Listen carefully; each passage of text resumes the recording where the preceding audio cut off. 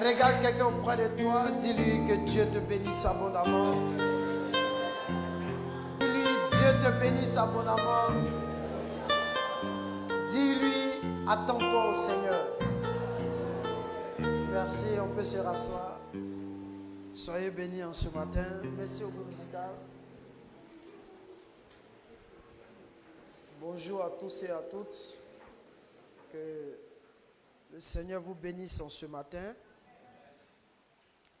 Le thème de ce matin, c'est s'attendre à Dieu. Alléluia. S'attendre à Dieu. Amen. Regarde ton voisin, dis-lui s'attendre à Dieu.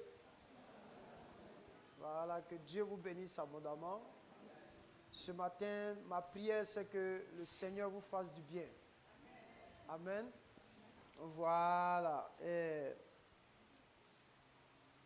lorsque nous étions tous des païens, nous ne nous attendions pas au Seigneur, n'est-ce pas?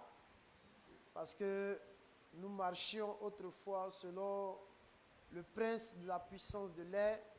Amen, amen. Selon les convoitises de ce monde. Alléluia. Et maintenant que nous avons rencontré le Christ, il est important de comprendre qu'en tant qu'enfants de Dieu, nous avons besoin de nous attendre au Seigneur. Alléluia. Donc, dis à ton voisin, s'attendre à Dieu. Alléluia. Voilà, s'attendre à Dieu. Et s'attendre à Dieu n'est pas quelque chose de facile et de simple. Hein? Amen, amen. On va lire un verset dans le livre de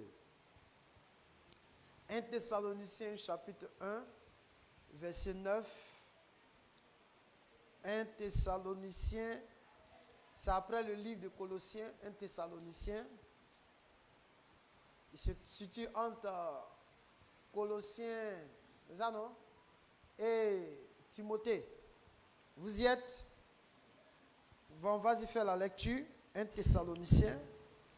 1 Thessaloniciens chapitre 1, verset 9. Vous vous rappelez. Du chapitre 9, verset 9 jusqu'au verset 10. Hein? Vas-y. Car on rencontre à notre sujet. Car on raconte à notre sujet. Quel accès nous avons eu auprès de vous. Quel accès nous avons eu auprès de vous. Et comment vous vous êtes convertis à Dieu. Et comment vous vous êtes convertis à Dieu. En abandonnant les idoles pour servir le Dieu vivant et vrai. Il dit de quelle manière vous vous êtes convertis à Dieu en abandonnant les idoles. Hein? Pour servir le Dieu vivant et vrai. Bon, regarde. Celui qui est païen, c'est-à-dire que lorsqu'on veut parler de sa conversion, n'est-ce pas? On dit quoi? Comment est-ce qu'il a abandonné les idoles? Alléluia. Donc, pour quelqu'un qui est converti, c'est celui qui a abandonné les quoi? Est-ce que je me fais comprendre? Donc, celui qui a abandonné les idoles. Donc, comment vous vous êtes convertis? Il dit, voici comment on raconte à notre sujet. Quel accès nous avons eu auprès de vous et comment vous vous êtes convertis en abandonnant les idoles. C'est ça, non? Hein? Vas-y. Pour servir le Dieu vivant et vrai. Donc, on a abandonné les idoles pour servir. Maintenant, celui qui était païen, qui adorait les idoles, parce que plus ce que tu adores, c'est ce que tu sers. N'est-ce pas? Donc, lorsque nous servons le diable, lorsque nous servons les puissances des ténèbres, non, lorsque nous étions des païens et que nous adorons ces idoles-là, en même temps que nous les adorons, en même temps que nous les servons. Donc, nous étions serviteurs des idoles. Et maintenant, il dit quoi? Il dit comment vous vous êtes convertis à Dieu en abandonnant les idoles pour servir le Dieu vivant et vrai. Donc, vous ne pouvez pas me dire que vous êtes convertis sans que vous ne serviez Dieu. Dis à ton voisin. Alléluia. Bon, lui il dit qu'il est converti. Si vous dites que vous êtes converti à Dieu, cela sous-entend que vous le servez. qui ne le sait pas, il continue encore d'être un adorateur des idoles. Alléluia. Voilà la véritable vérité qui est là. Il n'y a pas de vérité qui dit non, c'est pas grave. Il peut qu'on appelle, adorer Dieu et puis ne pas le servir. Non, tu adores toujours le diable. Personne ne peut dire adorer Dieu sans le servir. Jamais. Dis à ton voisin jamais. Qui adore Dieu? Maintenant, qui le sait? Voilà. Les nouvelles églises aujourd'hui, dans les nouvelles églises aujourd'hui, le message qui est prêché, c'est quoi? C'est pas grave. Tu peux adorer Dieu même si tu ne sais pas, c'est pas grave. Qui vous a dit? Toi, tu es un païen. Ça n'existe pas. Parce que dans le monde là, quand on adorait les idoles, est-ce qu'on ne les savait pas? Hein? On les savait. Donc vous ne pouvez pas adorer Dieu et refuser de le servir. C'est anormal. Dis à quelqu'un auprès de toi, c'est anormal.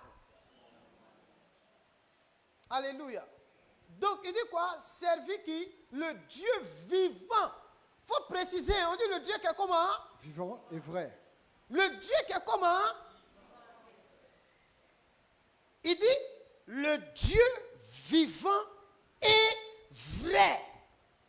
Il précise cela dans l'esprit des chrétiens de la Thessalonique, parce que la Thessalonique était comme une ville du district de la Macédoine. Alléluia. Donc, il dit quoi? Il dit le Dieu vivant. C'est-à-dire que non seulement le Dieu auquel vous êtes convertis, il n'est pas quoi? Il n'est pas quoi? Marc 12, verset 27 dit quoi? Il dit, notre Dieu n'est pas le Dieu des, mais le Dieu des, vous êtes grandement dans l'erreur. Alléluia. Donc le Dieu vivant, parce que quand on était dans le monde, on adorait un Dieu qui était comment? Mort. Maintenant, lorsqu'on se convertit, on adore un Dieu, non seulement qui est vivant, mais que c'est quoi? Vrai. Amen, amen. Poursuis la lecture. Et pour attendre des cieux son Fils. Et pour attendre, et pour faire quoi? Pour attendre pour des cieux. attendre de quoi? Des cieux. Où? Quel accès nous avons eu auprès de vous? Et comment vous êtes convertis en abandonnant les idoles pour servir le Dieu vrai, le Dieu vivant et vrai. Et pour s'attendre d'espoir et pour attendre des cieux qui son fils, qu'il a ressuscité des morts, Jésus, qui nous délivre de la colère. Qui nous délivre de la colère, quoi. Regardez. Donc cela veut dire quoi? Je me convertis. C'est pas ça? J'abandonne mes idoles et je sers Dieu. En le servant, qu'est-ce qui se passe après? Je fais quoi? J'attends. N'est-ce pas? Je fais quoi? J'attends qui?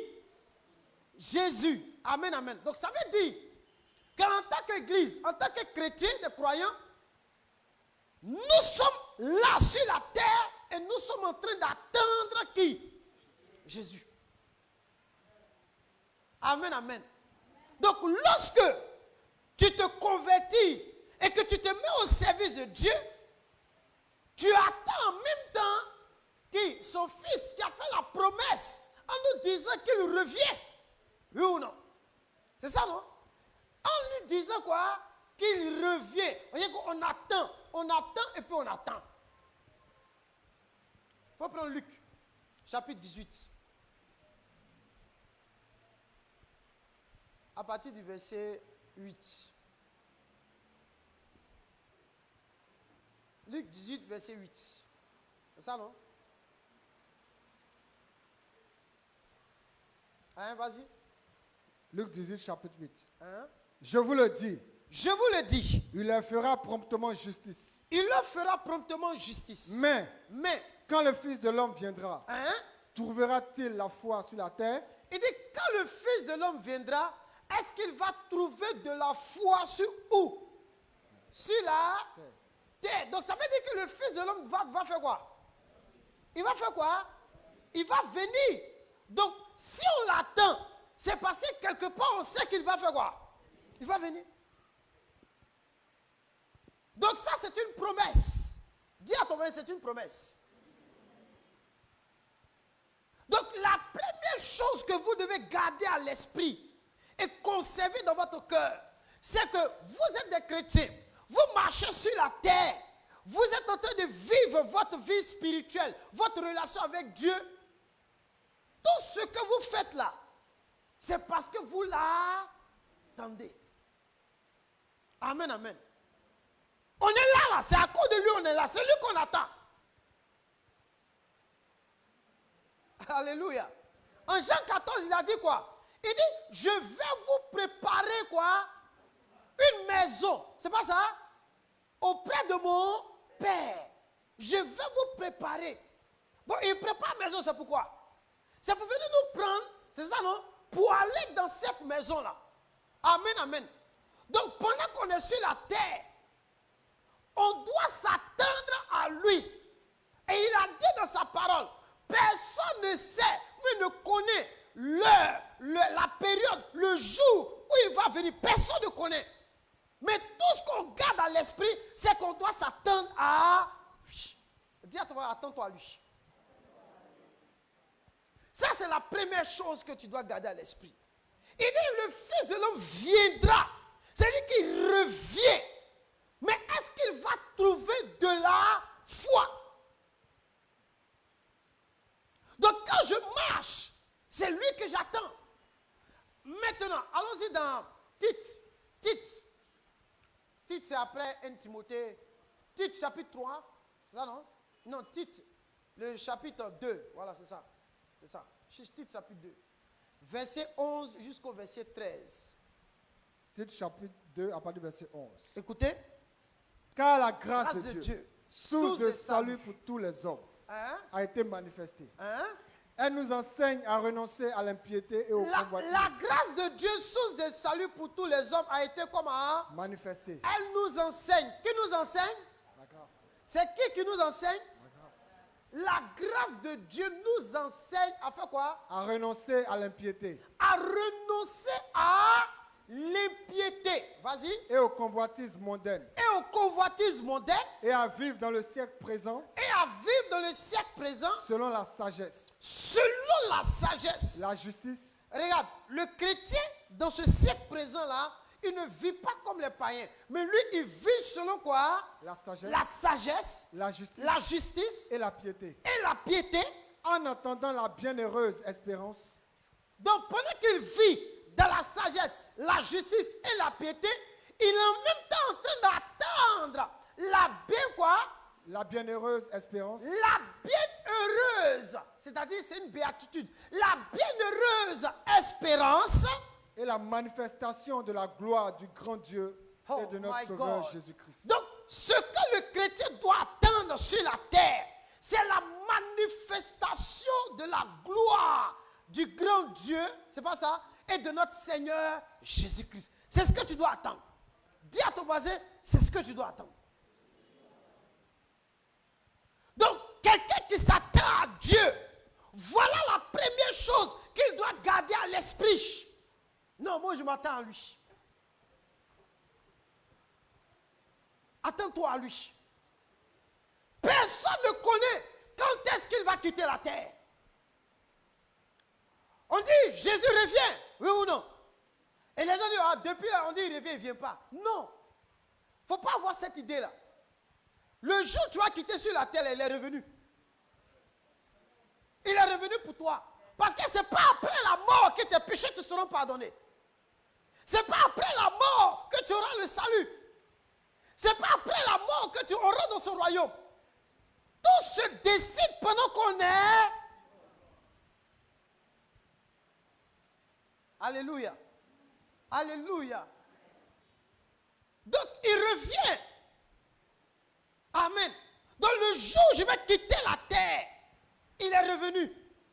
Donc, là, le fait que je meure Je meurs dans l'espérance. Parce que maintenant, là, je m'attendais à lui. Là, je vais le faire quoi? Là, on dit qu'il est rentré dans la félicité de... Donc, nous tous, on s'attend à Dieu ici. Mais personne ne connaît son jour. Ils sont devenus calmes maintenant. Nous tous, on s'attend à Dieu. Mais est-ce que tout le monde s'attend véritablement à Dieu? Parce que celui qui s'attend à Dieu, il vit dans ce siècle présent-là selon la sagesse, la justice et la piété. Voilà celui qui s'attend à Dieu là. Mais quand on s'attend à lui, c'est parce qu'on veut le voir. Oui ou non? C'est parce qu'on veut le voir. Isaac, c'est ça non? On veut le voir. Mais si tu t'attends à lui, c'est que tu vas le voir. Mais pour le voir, il te faut marcher dans ce siècle-là selon la sagesse, la justice et la piété. Alléluia. Alléluia. Allons-y dans 1 Jean, le chapitre 3 et le verset 1 à 2. 1 Jean, chapitre 3. 1 Jean 3, verset 1 à 2. Hein? Voyez quel amour le Père nous a témoigné, pour que nous soyons appelés enfants de Dieu. Non, le verset 1 jusqu'au verset 3. Vas-y, vas-y. Hein. Voyez quel amour le Père nous a témoigné, pour que nous soyons appelés enfants de Dieu. On dit, regardez l'amour qu'il nous a témoigné pour qu'on soit appelés enfants de Dieu. Vas-y. Et nous le sommes. Et nous sommes enfants de Dieu. Si le monde ne nous connaît pas, si le monde ne nous connaît pas, c'est qu'il ne l'a pas connu. C'est qu'il ne l'a pas connu. Donc si le monde ne nous connaît pas, c'est que le monde ne l'a pas quoi? Connu. Ça veut dire quoi? Ça veut dire que si on ne nous connaît pas comme des enfants de Jésus, des témoins de Jésus, c'est que le monde ne nous a pas quoi? Connus. Vas-y. Bien-aimés. Bien-aimés. Nous sommes maintenant enfants de Dieu. Et nous sommes maintenant, et touche ton enfant, nous sommes maintenant enfants de Dieu. Et ce que nous serons n'a pas encore été manifesté. Et ce qu'on va devenir, ce que nous allons être demain là, n'a pas encore été comment manifesté. Mais nous savons que lorsque cela sera manifesté, attends, ce qu'on va être là, c'est pas encore manifesté. Hein? Est-ce que vous savez ça? Ici là, quand on dit ce qu'on va être, il ne parle aucun cas de ce qui est terrestre. Non. C'est-à-dire, comment on appelle ça même?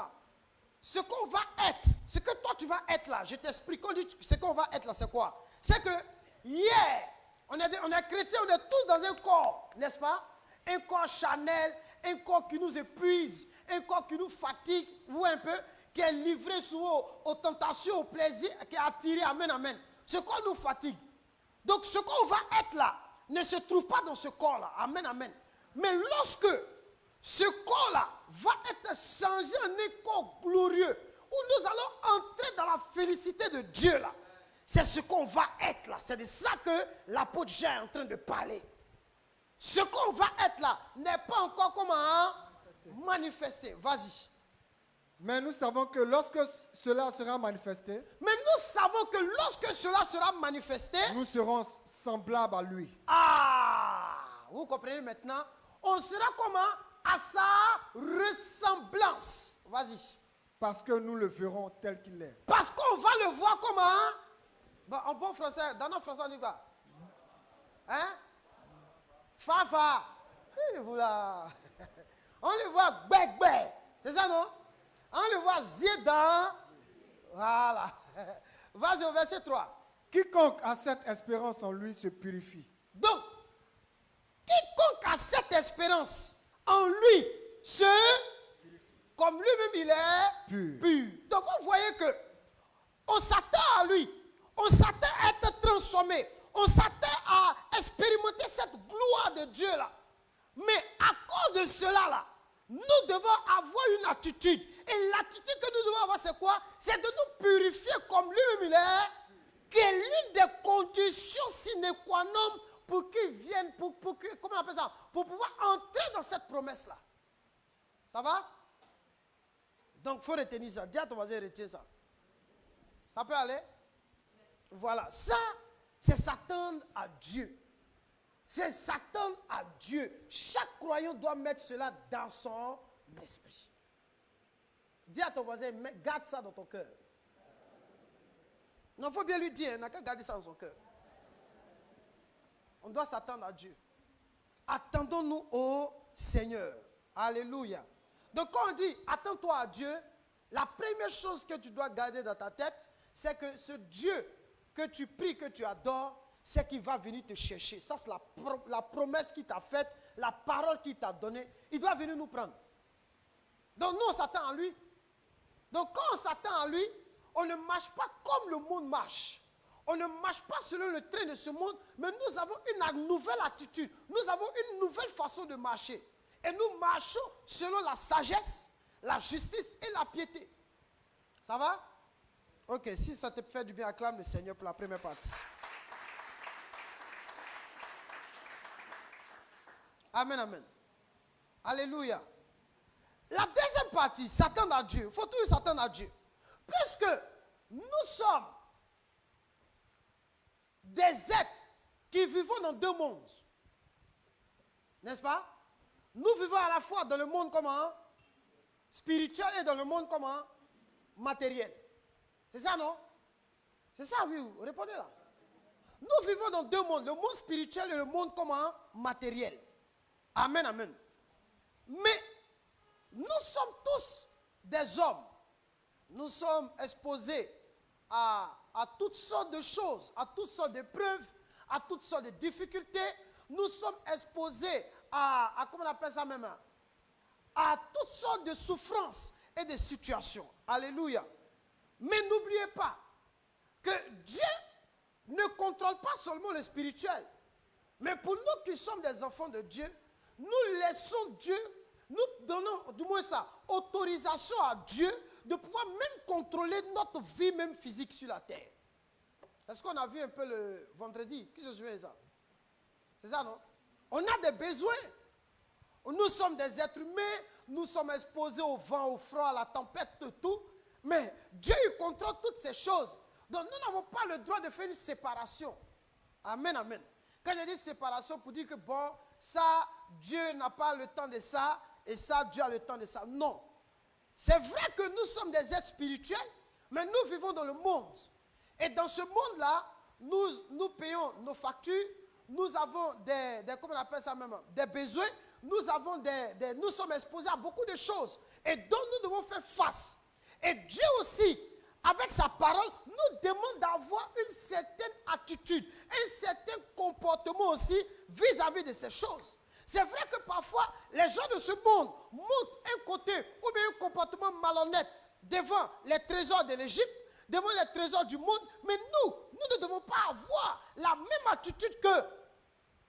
Dis Amen. Ce n'est pas parce qu'ils sont malhonnêtes que nous aussi nous allons être comme malhonnêtes. Dans la gestion des trésors de la vie, des trésors de la terre, qu'est-ce que la Bible nous a enseigné dans Luc chapitre 12? Il dit quoi? Il dit, la vie d'un homme, il dit, gardez-vous avec soin de toute avarice, car la vie d'un homme ne dépend pas de ses fut-il dans l'abondance. Amen, amen. Même s'il est dans l'abondance, sa vie ne doit pas dépendre de cela. Certes, nous sommes confrontés à cela, n'est-ce pas? Notre vie ne doit pas dépendre du matériel. Même si nous les utilisons pour vivre, mais notre vie ne doit pas dépendre de cela. Mais notre vie doit dépendre entièrement de Dieu. C'est clair? Est-ce que c'est clair? Est-ce que c'est clair? Alléluia. Et dans ces moments difficiles et dans ces souffrances-là, Dieu aussi, en plus de la première promesse qu'il nous fait, il nous fait aussi certaines promesses. Certaines promesses qu'il a faites aux gens. Prends Actes chapitre 1, verset 4, nous allons lire ça pour comprendre. Une promesse que Dieu a faite aux apôtres, aux disciples. Actes chapitre 1, verset combien? 4, vas-y.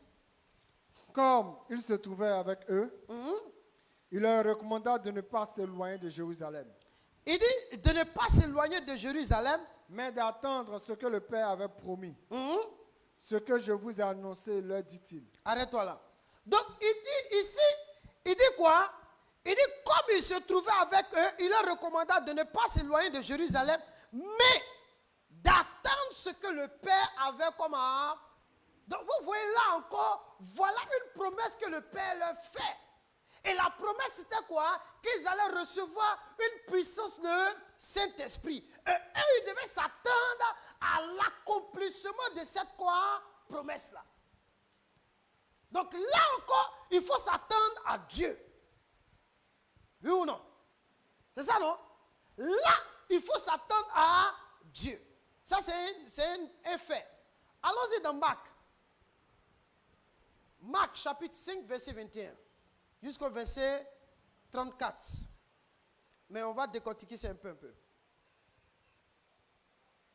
Marc chapitre combien? 5. Vas-y. Marc chapitre 5 à partir du verset 21. Jésus dans la barque regagna l'autre rive. Jésus dans la barque regagna l'autre rive. Où une grande foule s'assembla près de lui. Il était au bord de la mer. Il était au bord de la mer. Alors vint un des chefs de la synagogue, nommé Jairus, qui l'ayant aperçu se jeta à ses pieds. Vas-y. Il lui adressa cette instante prière. Il lui adressa cette instante prière. Ma petite fille est à l'extrémité. Viens, pose-lui les mains, afin qu'elle soit sauvée et qu'elle vive. Donc il dit sa petite fille, il prenait l'état de sa fille. Elle était comment? À l'extrémité. C'est-à-dire elle est malade. Et elle est à l'extrémité, c'est-à-dire elle est au bord de la mort. Donc viens, impose-lui les mains, afin qu'elle soit sauvée et qu'elle vive. Vas-y. Jésus s'en alla avec lui. Donc regardez. Si Jésus s'engage à aller avec lui, ça veut dire qu'il est... D'accord. Ça veut dire qu'il est comment? Donc la fille de Jairus est malade. Et Jésus maintenant se déplace avec Jairus, le chef de la synagogue, pour aller sauver sa fille qui est malade. Donc il se met en même temps en chemin. Et il part, il est d'accord. Il part pour la sauver. Donc le fait qu'il donne son accord, alléluia, c'est comme une promesse qu'il fait à qui? À Jairus. Mais la promesse ne s'est pas encore réalisée. Elle ne s'est pas encore accomplie. Donc il est en train de marcher au terme de la promesse. C'est ce que la Bible dit dans Habakkuk. Car c'est une prophétie dont le temps a été fixé et elle marche à son terme. Donc le fait qu'il ait donné son accord, le fait qu'il lui fasse la promesse, donc Jésus lui-même, il marche avec Jairus au terme de la prophétie. C'est-à-dire au terme de la promesse pour pouvoir quoi? Sauver la fille de Jairus qui est à l'extrémité. Amen, amen. On est d'accord? Vas-y, continue la lecture. Jésus s'en alla avec lui, et une grande foule le suivait et le pressait. Or, il y avait une femme atteinte d'une plaie de sang. Regardez, or, on dit or. Pourquoi or maintenant vient s'introduire là? C'est compliqué. Oui ou non? On dit or. Mais qu'est-ce qui se passe? Quelqu'un il prend la main de Jairus, Jésus avec lui, et il marche au thème de la promesse, au thème de la prophétie. On dit là, or. Donc ça veut dire, l'histoire de Jairus s'arrête là, et ça introduit une nouvelle histoire. Oui ou non? Il y a une nouvelle histoire qui s'introduit maintenant. Le maître s'engage avec moi pour aller sauver ma fille. Donc pendant qu'il s'engage, l'histoire qu'on est en train de débattre là prend fin. Et une autre histoire maintenant rentre. Maintenant écoutons cette histoire-là. Oh, il y avait une femme atteinte d'une plaie de sang depuis 12 ans. Elle avait beaucoup souffert entre les mains de plusieurs médecins. Elle avait dépensé tout ce qu'elle possédait et elle n'avait éprouvé aucun soulagement. Mais était allé plutôt en empirant. Oui, sa situation était devenue en s'empirant. Vas-y. Ayant entendu parler de Jésus, Hein? elle vint dans la foule par derrière Hein? et toucha son vêtement. Et toucha son vêtement. Car elle disait, Car elle disait, si je puis seulement toucher ses vêtements, hein? je serai guérie. Je serai guéri. Au même instant, la perte de sang s'arrêta. Hein? Et elle sentit dans son corps qu'elle était guérie de son mal. Yes. Jésus connut aussitôt en lui-même qu'une force était sortie de lui. Jésus connut aussitôt qu'une puissance était sortie de lui. Et se retourna au milieu de la foule. Hein? Et il dit, Il dit à la foule, là, qui a touché mes vêtements? qui a touché mes vêtements? Ah, Jésus, même l'onction qui était sur lui, là, débordait au point où même là, ses vêtements étaient affectés par la puissance de Dieu qui était sur lui. Waouh! Acclame le roi des rois. Waouh!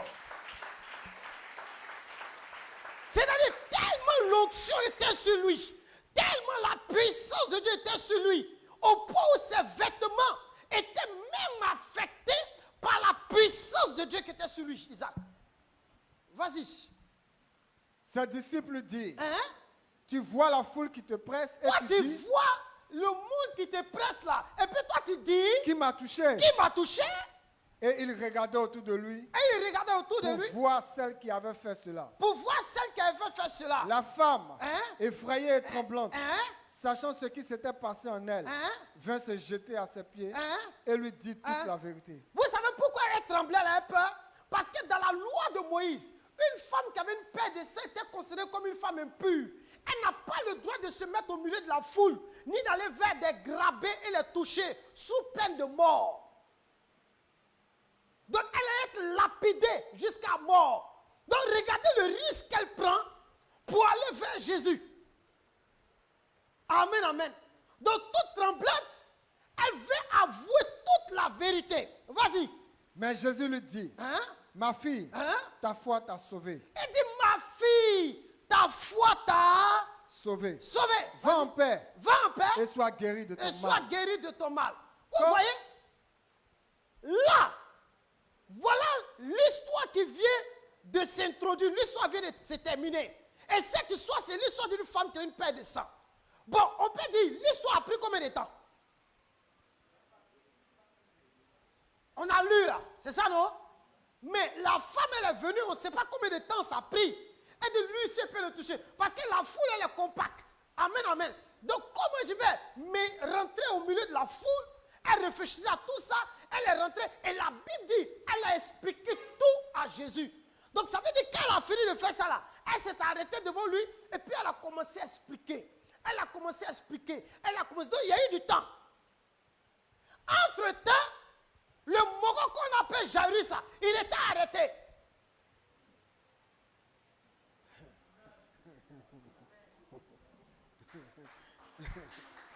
Alléluia. Il est arrêté. Et toute cette histoire se passe devant lui. Mais lui, il est arrêté. Sa fille, là, lui, sa tête n'est pas sur elle. Sa tête est où?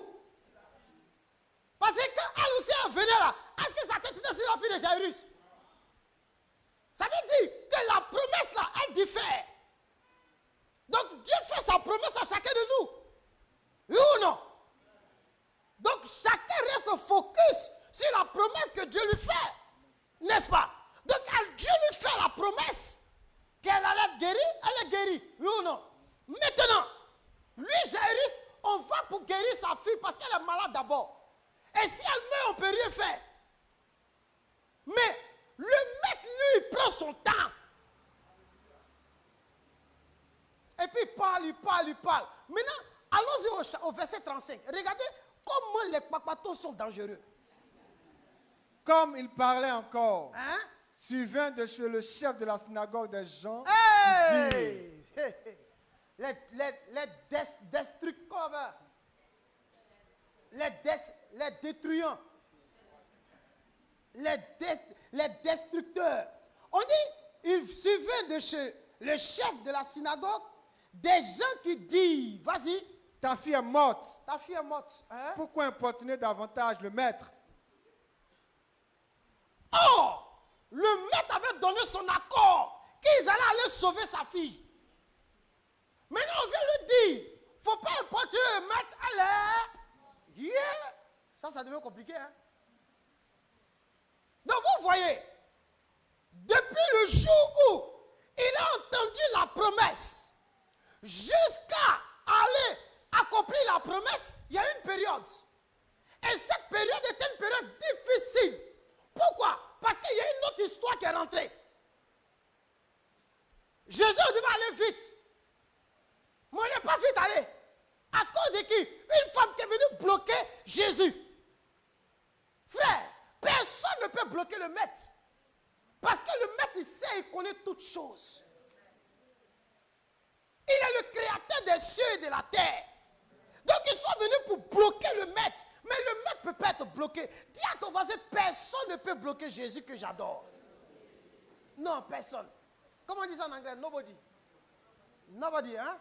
Nobody can stopping Jesus. Hey, l'essentiel, tu connais. Can stop. Pas facile de parler anglais là. Alléluia. Maintenant, regardez ce que. Il ne faut pas importuner le maître. C'est fini. C'est fini. Ça nous arrive parfois. Hein? On dit, mon frère, n'importune pas. Il ne faut plus fatiguer Jésus. Hein? C'est fini, il faut laisser tomber. Même un pasteur peut te dire ça. Hein? Vous connaissez.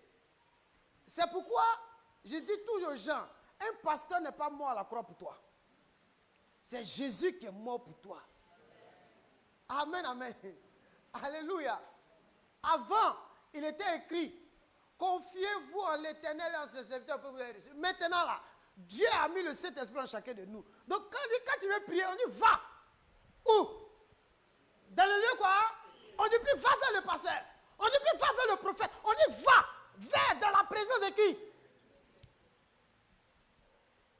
Faites attention aux églises où on vous dit va vers le prophète, va consulter le prophète, va consulter. Faites attention. Dis à ton voisin, fais attention. Où on te dit va consulter le prophète, fais attention. Isaac me voit. Si Isaac vient me voir en tant que berger, ma responsabilité en tant que berger, c'est de conduire Isaac à Christ. Quels que soient vos problèmes que vous allez avoir, je vais toujours vous conduire à Jésus. Ben moi, je ne peux rien faire pour vous. Moi-même, j'ai besoin de lui. Au même titre que toi. Amen, amen. Voilà. Donc, faites attention aux hommes qui sont autour là. Des gens peuvent venir dire, hey, arrête d'importuner le maître. Qui a fait la promesse? Ça, c'est la question que tu dois te poser. Qui? Non, touche ton voisin, il faut lui demander, qui a fait la promesse?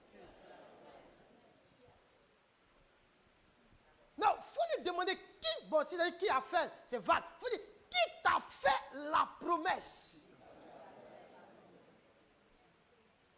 Celui qui a fait la promesse devient la référence. Alléluia.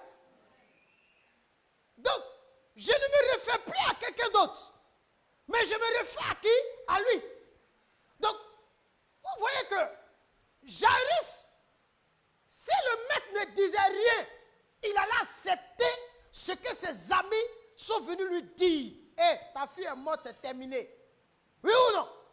C'est ça, non? Donc, combien de personnes ont accepté les paroles extérieures devant celui qui a fait la promesse? Oh, la Bible dit dans Hébreux, car celui qui a fait la promesse est fidèle. Personne ne m'a parlé. C'est lui qui est venu me parler. Et il dit à Jairus, Jairus, allons. Mais ça a pris du temps. Jairus ne comprend pas. Et on dit sa fille est morte. Maintenant, regardez au verset 36. Jésus dit quoi? Mais Jésus, sans tenir compte de ces paroles, Jésus ne tient pas compte des paroles extérieures. Jésus ne tient pas compte des choses, ce que les gens vous annoncent. Il ne tient pas compte des situations. Quand Abraham a compris cela, la Bible dit même Abraham, lorsqu'il a compris cela, qu'est-ce qu'il a fait? Il n'a plus considéré que son corps était déjà vieux et que sa femme Sarah n'était plus en état d'enfanter, mais il crut.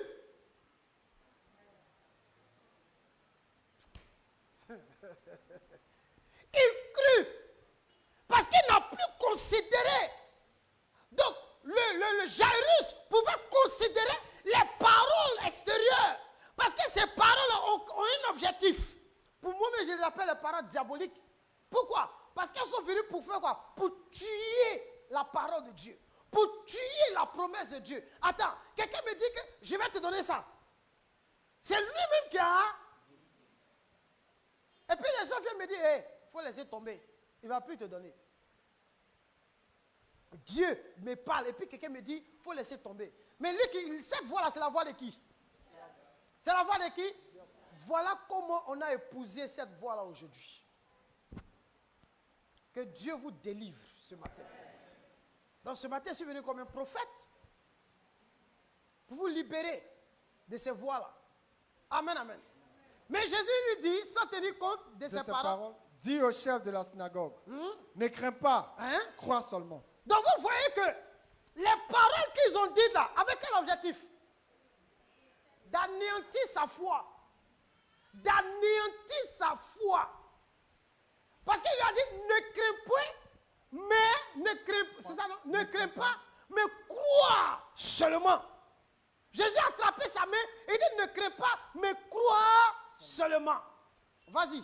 Et il ne permit à personne de l'accompagner, si ce n'est à Pierre, à Jacques et à Jean. Vous avez entendu, non? De Jacques. Continue, vous allez voir la suite. Ils arrivaient à la maison du chef de la synagogue, où Jésus vit une foule bruyante et des gens qui pleuraient et poussaient de grands cris. Comme les bêtés. Ça criait, ça faisait le truc. Amen, amen. Il y avait du bruit, tout le monde poussait les cris. Vas-y. Il entra et leur dit. Il y a tellement d'obstacles. Il y a tellement d'obstacles aujourd'hui. Crois seulement là. C'est-à-dire, nous maintenir dans l'esprit de la foi là. Il y a tellement d'obstacles pour nous renverser là. Jésus dit, il ne faut pas écouter, il faut croire seulement. Vas-y. Pourquoi faites-vous du bruit? Et pourquoi pleurez-vous? L'enfant n'est pas morte, mais elle dort.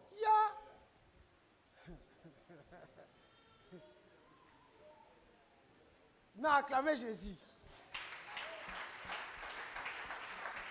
Il part sauver l'enfant. Mais après, on dit la morte. Lui, dans sa tête, il dit l'enfant n'est pas quoi? Morte. Mais quoi? Elle dort. Donc ça veut dire quoi? Ça veut dire que, quels que soient les obstacles, la promesse, elle dort. Même s'ils essaient de tuer la promesse, mais elle quoi? Aux yeux de celui qui a dit. Oui ou non? La promesse, elle dort. C'est pourquoi quand il est arrivé devant l'enfant, il a dit, mais elle n'est pas morte. Mais elle quoi? Pour dire que la parole de Dieu ne peut pas mourir. Non, jamais. Dis à quelqu'un près de toi, la parole de Dieu ne meurt pas. Elle ne meurt jamais.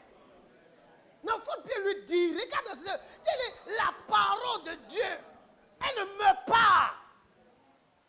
Elle peut dormir. Elle peut dormir, mais elle ne meurt pas. Et qu'est-ce qu'il a dit? Et il se moquait de lui. Non, les gens sont mauvais. Regardez la raillerie, la moquerie. Ils ont commencé à se moquer. Qu'est-ce qui se passe? Alors, ayant fait sortir tout le monde, il les a quoi? Il les a chassés. La Bible dit dans le livre de Proverbes, chasse le moqueur et la raillerie s'arrêtera.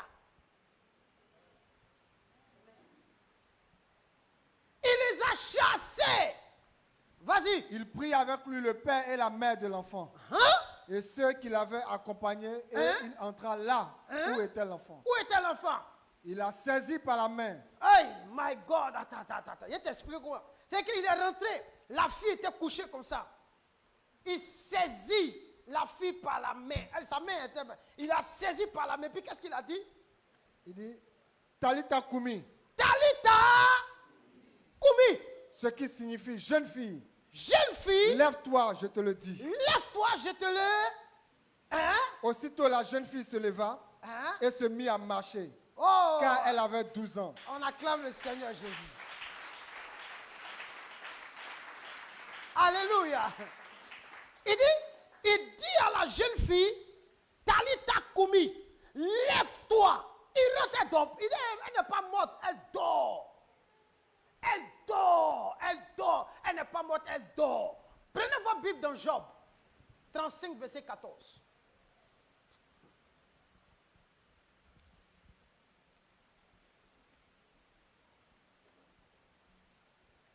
Vous pensez que Dieu dort? On dit Dieu ne dort pas.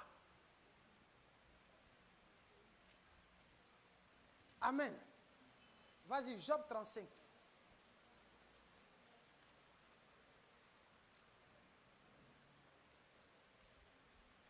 Job chapitre 35, verset 14. Hein? Bien que tu dises que tu ne le vois pas, Hein? ta cause est devant lui. Hein? Attends-le. Non, il faut répéter encore. Reprends encore. Bien que tu dises que tu ne le vois pas, bien que tu dises que tu ne le vois pas, ta cause est devant lui. Ta cause est devant lui. Attends-le. Attends-le.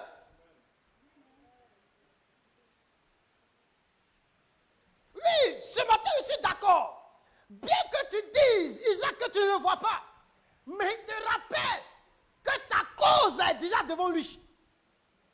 Donc, ce n'est pas parce que Job ne le voit pas que sa cause n'est pas devant lui. Mais il dit quoi à Job après?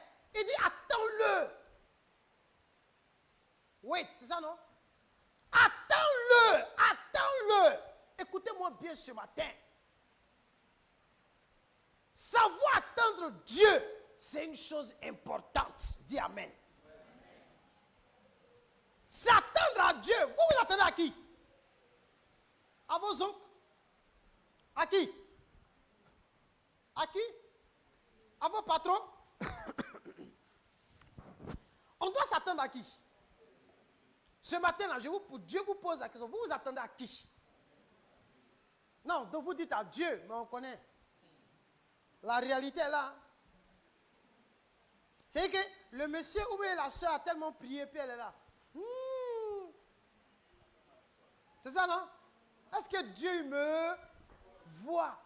Job dit, même si tu dis que tu ne le vois pas, ta cause est déjà devant lui. Attends-le. C'est lui on attend. Ce n'est pas quelqu'un d'autre on va attendre.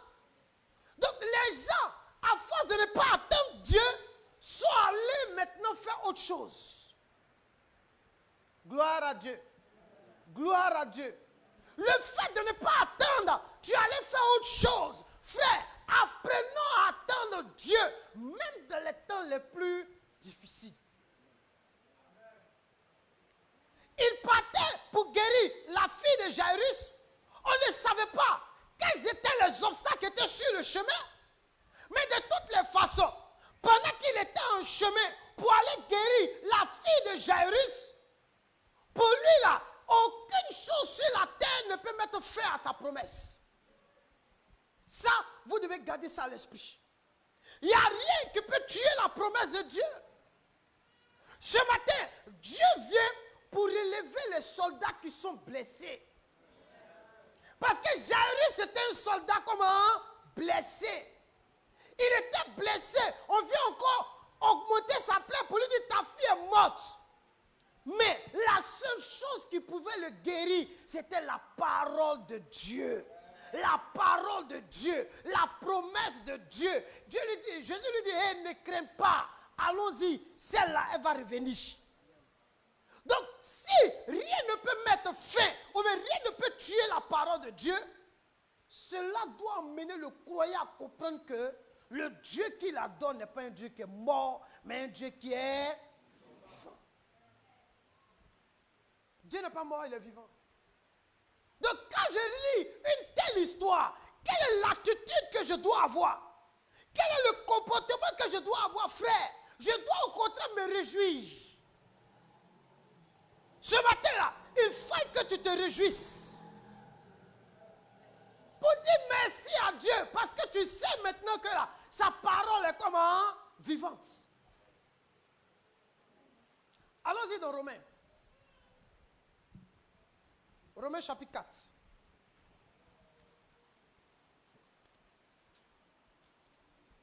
Vous y êtes? Romains chapitre 4, à partir du verset 13. Écoutons ensemble la parole de Dieu. Romains chapitre 4, à partir du verset 13. En effet, ce n'est pas par la loi que l'héritage du monde a été promis à Abraham. Dieu n'a pas promis l'héritage du monde à Abraham par la loi. C'est-à-dire, il n'y a pas une loi qui était dit que l'héritage du monde à Abraham va avoir. Ce n'est pas par la loi. La loi de Moïse, Dieu n'a pas utilisé ça pour dire Abraham, tu auras l'héritage du monde. Vas-y. Ou à sa postérité. Ou à sa postérité. Vas-y. C'est par la justice de la foi. C'est par la justice de la foi. Écoutez bien, vas-y. Car si les héritiers le sont par la loi, la foi est vaine. La foi est vaine. Et la promesse est anéantie. Et la promesse est... Qu'est-ce qui anéantit la promesse? C'est quoi? C'est la loi qui anéantit la promesse. Dieu là, quand il nous fait une promesse là, ce n'est pas par la loi que la promesse va se réaliser dans votre vie. La promesse se réalise par la foi. Est-ce que vous comprenez un peu? Est-ce que quelqu'un me comprend ce matin? La promesse de Dieu se réalise par la foi et non par la loi. Vas-y. Parce que la loi produit la colère. Et que là où il n'y a point de loi, il n'y a point non plus de transgression. C'est pourquoi les héritiers le sont par la foi. Pour que ce soit par grâce. Afin que la promesse soit assurée à toute la postérité. Afin que la promesse soit comment? Assurée donc, à toute ce la qui postérité. assure la promesse, c'est quoi? La foi. C'est la foi. C'est la foi seule qui nous assure la promesse. Donc l'assurance de la promesse là, provient de la foi. Donc si vous n'avez pas la foi là, vous n'aurez pas l'assurance de la promesse. Alléluia. Vas-y. Non seulement à celle qui est sous la loi, mais aussi à celle qui a la foi d'Abraham, notre Père à tous, selon qu'il est écrit. Selon qu'il est écrit, vas-y. Je t'ai établi Père d'un grand nombre de nations. Il est notre Père devant celui auquel il a cru. Il est notre Père devant celui auquel... Abraham est notre Père, c'est pas ça? On dit il est le Père de la foi. Notre Père devant celui auquel il a cru. Vas-y. Dieu qui donne la vie aux morts. Dieu qui donne la vie aux morts. Et qui appelle les choses qui ne sont point comme si elles Attends, étaient. et qui appelle les choses qui ne sont point comme si elles quoi? Elles étaient. C'est qui? C'est Dieu. Il dit Abraham a cru devant, c'est-à-dire il a cru, il est notre Père devant celui auquel il a cru. Dieu qui donne la vie aux morts. Non, tu as compris pourquoi Dieu a donné la vie à la fille de Jairus? Hein? Dieu qui donne la vie aux morts et qui appelle les choses. Vous la respectez ce Dieu-là? Hein? Frère, Dieu appelle les choses qui ne sont quoi? Parlez avec moi. Qui ne sont point. Qui ne sont point. On n'a pas dit pas. On dit qu'ils ne sont point. En d'autres termes, des choses qui n'existent pas. Dieu appelle les choses qui n'existent pas comme si elles étaient. Faut acclamer le Seigneur Jésus. Regarde, Dieu peut appeler quelque chose qui n'existe pas dans ta vie comme si cette chose-là. Mais regarde, il regarde Gédéon. Il vient dire Gédéon, vaillant héros. Mais est-ce que Gédéon était vaillant héros? Ces choses, lui-même, il ne sait pas. Donc ces choses qui n'existaient pas là, il les appelle comme si elles étaient. Vaillant héros. Gédéon. Gédéon est étonné. Il s'exclame. Il dit quoi, moi, vaillant héros? Donc il peut venir, il peut t'appeler comment? Il peut dire quoi? Dis-moi les choses qui existent. Il appelle les choses qui ne sont pas comme si elles étaient. Dis-moi. Non, laisse vaillant héros là. D'abord, donne-moi. Il peut dire quoi? Donne-moi quelqu'un ici, il peut me dire. Hein? Grand pasteur. Regarde. Laissez le spirituel là. Parlez d'autre chose. Hein? Il appelle, il vient. Toi-même, quand tu te regardes, écoutez, c'est la promesse de Dieu qui nous fait. Quand on se regarde là, on n'est rien. N'est-ce pas? Si Dieu n'appelle pas les choses qui étaient comme si elles étaient, c'est gâté. Oui ou non? C'est gâté pour nous. Donc en réalité, quand on se regarde là, quand tu te regardes, tu te vois là, tu dois comprendre que là, ta vie, c'est la promesse de Dieu. Oui ou non? Ta vie là, c'est la promesse de Dieu. Il vient chez Abraham, on dit il appelle les choses. Abraham a cru que Dieu là, il appelle les choses qui ne sont point. Comme si il arrive chez Abraham et puis il dit, Abraham, lève-toi, je vais te donner une postérité. Abraham fait Ismaël, il dit non, il dit moi, je vais te donner une postérité. Il dit, ah! Donc Dieu lui voyait qui? Isaac. Mais Abraham ne voyait pas, sa femme ne voyait pas. Donc lui, il appelle les choses qui ne sont point là, comme si elles étaient. Il dit, Abraham, vas-y. Abraham dit, il y a Éléazar de Damas qui est mon héritier. C'est lui qui va prendre. Il dit, Abraham, c'est pas lui qui est ton héritier. L'héritier sortira de toi. Mais Abraham, quand il a entendu la parole, la Bible dit qu'il avait 75 ans.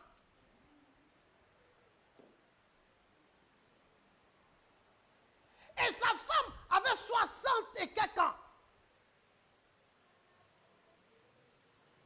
Abraham, malgré tous les IAI, les qui va faire à côté là, malgré tout, Dieu dit que la promesse qui était faite là, c'est que Isaac là, il y a quelqu'un qui va sortir. Donc Dieu appelait les choses qui ne sont point comme si elles étaient. Frère, il faut respecter la parole de Dieu. Elle est vivante, elle est permanente, elle est pleine de puissance, pleine de force. Dieu vient devant un faux type comme Gédéon. Il dit, vaillant héros, l'Éternel est avec toi.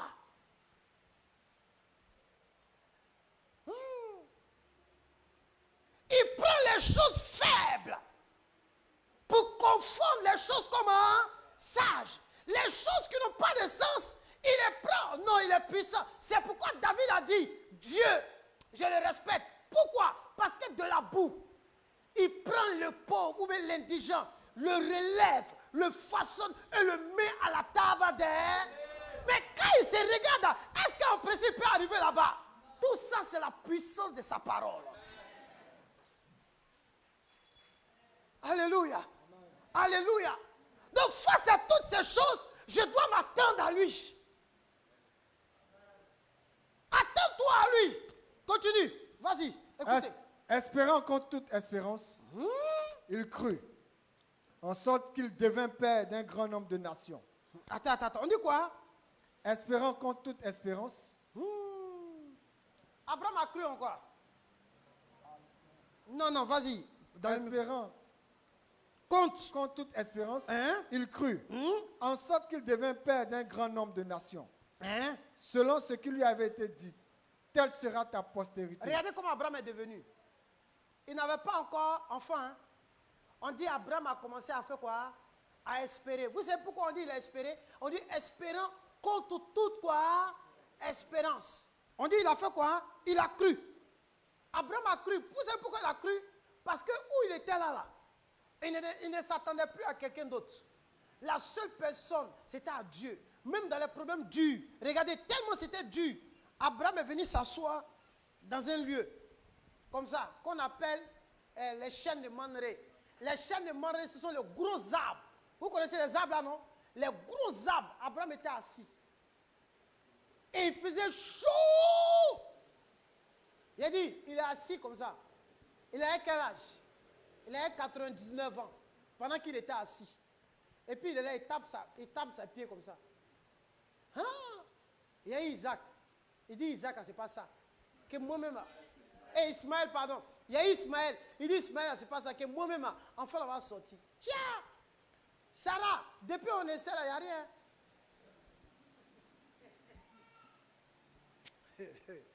Les gars, est-ce que vous connaissez ce Dieu que vous adorez là? C'est, on est assis là et puis il est là. Il est là, Abraham tape ses pieds comme ça. Il réfléchit, c'est pas qu'est-ce qu'il va faire Isaac. C'est compliqué. Jusqu'à il est assis. Mais ce qui m'a plu chez Abraham, Abraham il espérait toujours. Parce que quand il a vu les 3 hommes qui arrivaient, les anges, il s'est levé un coup d'un bond. Mais comment est-ce qu'il a reconnu que ces 3 hommes que c'était des anges? Alléluia. Ça veut dire qu'on est en train d'attendre Dieu, même dans les moments les plus durs, ne perdons pas de vue. Ne perdons pas le vue, l'esprit du discernement. Tellement c'était compliqué, Abraham a discerné que ceux-là, c'était des anges de Dieu. Souvent, quand c'est tellement compliqué pour nous, là, on devient charnel. Oui. On ne fait plus attention qui est qui. On ne fait plus attention. Si, par exemple, l'homme de Dieu Samuel vient chez moi, on ne fait plus attention à la présence d'un serviteur de Dieu. Quand c'est compliqué, c'est tellement difficile, là, qu'on ne respecte plus rien. Même les choses sacrées, on n'a plus de respect pour ces choses-là.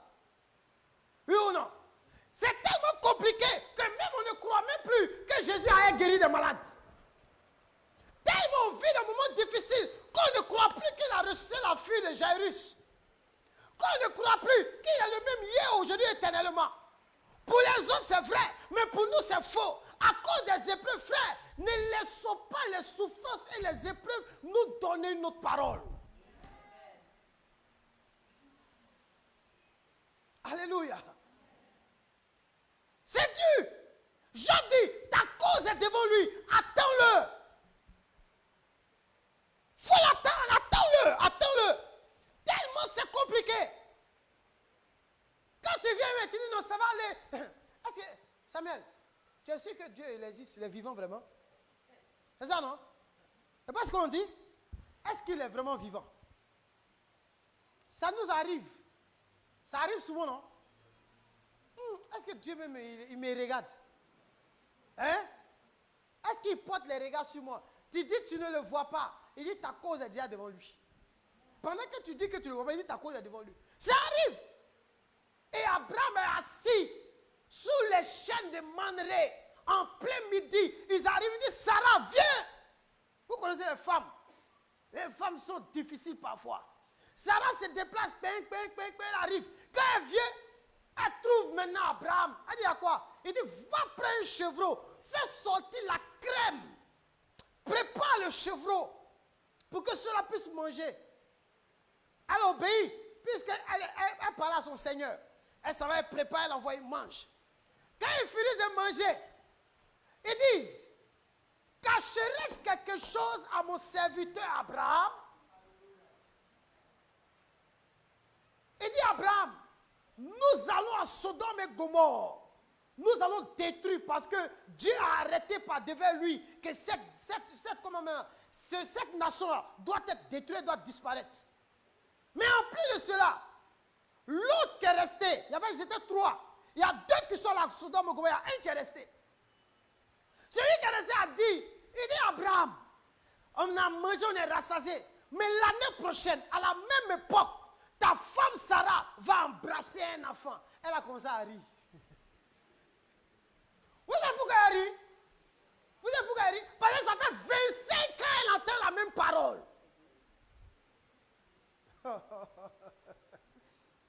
Vous n'êtes pas fatigué? Vous n'êtes pas fatigué? Toujours le même évangile là. Elle a entendu ça pendant combien? 25 ans, elle entend toujours la même parole. Il dit, l'année prochaine, à la même période, j'ai un enfant. Mais Abraham là, lui il a cru parce que c'est Dieu. Sinon lui-même il sait qu'il ne peut pas. Vous savez pourquoi il ne pouvait pas? Parce qu'il a 100 ans, il est épuisé. Quelqu'un qui a 100 ans, les médecins vont dire qu'il ne peut plus procréer. Oui ou non? C'est ça, non? Maintenant, elle a 90 ans. C'est ça. Donc, elle a quoi? Comment on appelle? Elle a ménopausé. Bon, dans quel coup, là, enfant va venir là? Dieu va montrer sa suprématie sur la nature et sur le monde. Il va démontrer sa suprématie sur quoi? Sur les choses de la vie. Écoutez, vous adorez un Dieu qui est suprême. Un Dieu qui est au-dessus de tout. Un Dieu qui est vivant. Un Dieu qui n'est pas mort. Un Dieu dont sa parole est vraie. Ce matin, là où tu as perdu la croyance, il faut croire. Dis à ton voisin, c'est là où tu as perdu la foi, là, reprends-la. Il dit à Jairus, il dit, ne crains pas, crois seulement, continue dedans. Mais quand Abraham n'avait plus les regards fixés sur lui. Regardez, arrivé un moment dans la marche, on ne doit plus avoir les regards fixés sur ce qu'on vit. Mais on doit avoir les regards fixés sur la promesse de Dieu. Parce que c'est elle qui peut changer ce qu'on vit. Mais si vous avez les regards fixés sur ce que vous vivez ou traversez, vous allez rendre la parole de Dieu impuissante. Mais quand vous avez les regards fixés sur la parole et les promesses de Dieu, vous devenez fort. C'est pourquoi la Bible dit, Abraham fut fortifié par la foi. Espérant, contre toute espérance, tellement c'était compliqué, il ne pouvait plus croire. Tellement c'était difficile. On dit, il ne continue, faut lire. Verset 19. Et sans faiblir dans la foi, Hein? il ne considéra point que son corps était déjà usé. Dieu. Donc, pour ne pas qu'il faiblisse. Non, s'il veut faiblir, il doit considérer que son corps était comment? Maintenant, s'il ne veut pas faiblir, il doit faire quoi? Il ne doit pas considérer que son corps était comment? Dieu te pose la question ce matin. Tu considères quoi? On lui demander, tu considères quoi ce matin? Isaac, toi tu considères quoi ce matin? La parole de Dieu. Il dit, il ne considéra point. C'est pas ça? Que son corps était déjà usé. On n'a pas dit, on dit, il ne considéra pas. On dit, il a mis quoi? Ouais. Il a mis quoi? Ouais. Il ne considéra, il a mis point. Ça veut dire quoi? Il ne va plus revenir en arrière. Abraham ne considéra point que son corps était déjà Usé. vieux. Hein? Puisqu'il avait près de 100 ans. Qui? Et que Sarah n'était plus en état d'avoir des enfants. Vous avez entendu, non? Sarah n'était plus en état d'avoir des... Dieu qui appelle les choses qui ne sont point comme si elles étaient. C'est lui qui a dit au commencement que la terre soit et la terre fut. Que la lumière soit et la lumière fut. Que les choses paraissent. Ça, attends, lui là, le monsieur là. Ce matin, tu dois te lever, marcher comme un lion, plein d'assurance. Marcher comme quelqu'un qui a plein d'assurance. Ah, Dieu même, non, ma cause est déjà devant lui. Attends-le. Continue. Il ne douta point, par incrédulité au sujet de la promesse de Non, il Dieu. faut lire ça là fort pour eux. Il ne douta point, Hein? par incrédulité au sujet de la promesse de Dieu. On dit quoi? Non, répétez avec moi. Il ne douta point par incrédulité au sujet de la Promesse de Il y a Dieu. des gens qui doutent par incrédulité à l'église. Ils sont assis, ils sont des incrédules. Ils sont devenus des incrédules. Au point où on dit non, Jésus passa, il mit son mouchoir et les gens furent guéris. Les gens étaient tellement guéris. Il y a des gens qui disent oui, c'est vrai, c'est histoire. C'est pas ça? Ce qu'il a fait, c'est histoire. Frère, ce n'est pas une histoire. Si c'est la vérité, que cette vérité-là affecte ta vie ce matin-là. Vas-y. Mais il fut fortifié par la foi, donnant gloire à Dieu. Il a fait quoi? Il a donné gloire à Dieu. Il a commencé à dire, Seigneur, je te remercie.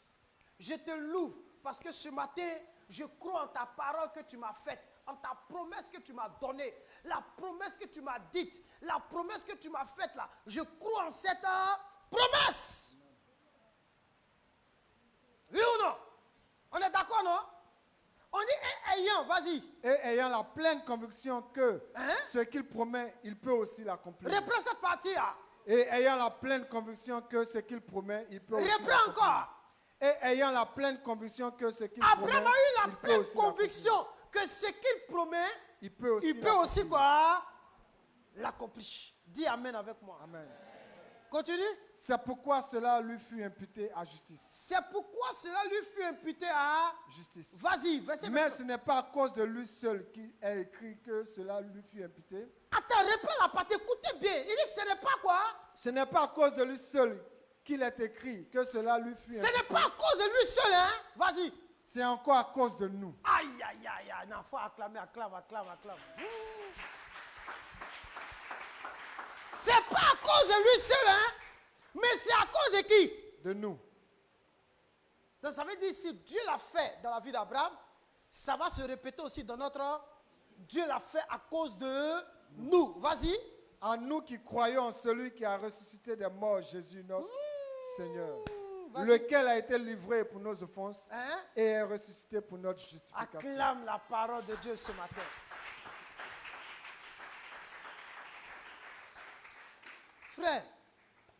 Frère, Dieu a fait une promesse dans Luc chapitre 2 à un monsieur, un vieux là, comment il veut son nom. Je sais pas si c'est Zacharie ou qui là. Il lui a dit, tu ne mourras pas sans avoir vu le Sauveur. Siméon, pardon, à Siméon. Dieu lui a dit, tu ne vas pas mourir. Est-ce qu'il est mort? Il a vu le Sauveur, il a dit, Seigneur, maintenant tu peux laisser aller ton serviteur. Je prie que vous ne mourrez point sans avoir vu les promesses que Dieu vous a faites. Je n'ai pas entendu Amen à l'église ici. Oh, mais vous voulez que vous lisez Deutéronome? Moïse assembla tout le peuple. Et Dieu lui dit, parle aux enfants d'Israël. Et quand tu vas leur parler, qu'ils disent Amen, que tout le peuple dise Amen. Et quand Moïse prononçait chaque parole, le peuple disait Amen. Le peuple disait Amen. C'est écrit. Il dit, maintenant Seigneur, tu peux laisser aller ton serviteur parce qu'il a vu ta promesse.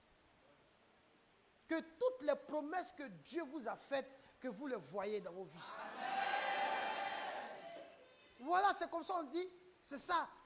Maintenant, il ne faut plus considérer que tu es vieux comme Abraham. Il ne faut plus regarder autour de toi. Il ne faut plus considérer les paroles que les gens vont te dire. Mais il faut considérer la parole que Dieu t'a annoncée. C'est ça.